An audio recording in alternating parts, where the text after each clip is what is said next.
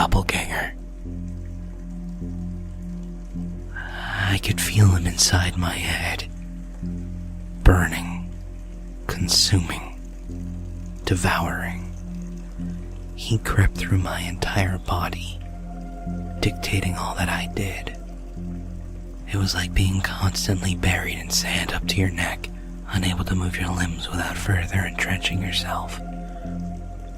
For 10 years, I felt as if I was always suffocating. I watched him for what seemed like an eternity, living my life in my house with my wife. And each day I thought to myself that I had to get rid of this imposter, this doppelganger that seized me from within and kept me from myself. I had to be rid of the being that had snatched my very existence from my grasp. I tried to reason with him more than once. I begged, I cried, I pleaded. I implored him to release me. But to no avail. He had no intention of relinquishing control of my body. I'm not sure he even realized that the battered man in his dreams was the person that he usurped. Soon I resorted to a more violent attitude. I would shout at him in his sleep, attack him, trying to frighten him into giving up. If he was scared enough, I thought, he might abandon his efforts. I had no luck for a very long time. After a long while, though, he started to get neurotic and paranoid. At this point, he was desperate to keep his stolen body. He would talk to my wife of nightmares, of the feeling that something was haunting him, or trying to possess him. He spoke as if I was the problem. It didn't take me long to figure out that he was misdirecting her, that he was using my voice to speak lies. I persisted in my tactics, trying to scare him. It worked by inches. Every time I saw him in the mirror, he looked more exhausted and less well-kept.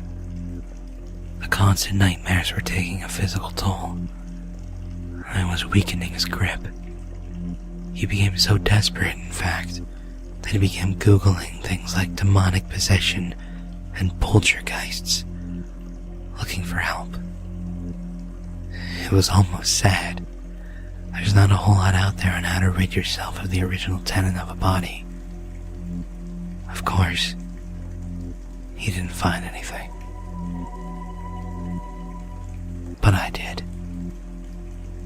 I saw the things he read, and I began to get ideas.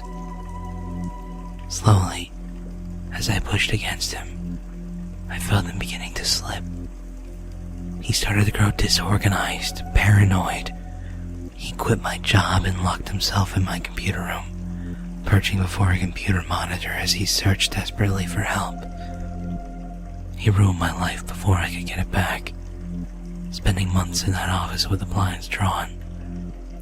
I think he was trying to discourage me, trying to convince me that the effort wasn't worth it.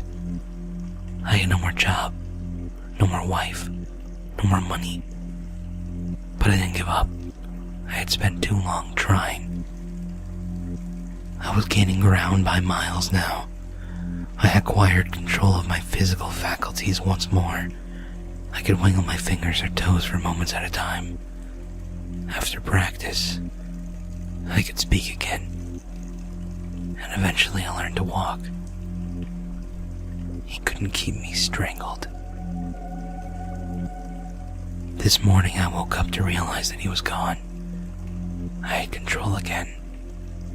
I leapt to my feet and ran around the house in disbelief, tearing open the blinds and tossing things in the air, reveling in a sense of pure ecstasy. I ran a hot shower, enjoying the feeling of water on my back.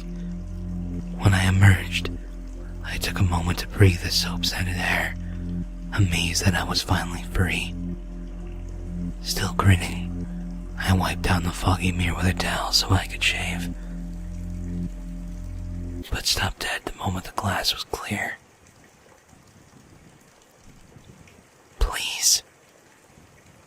mouth was saying, over and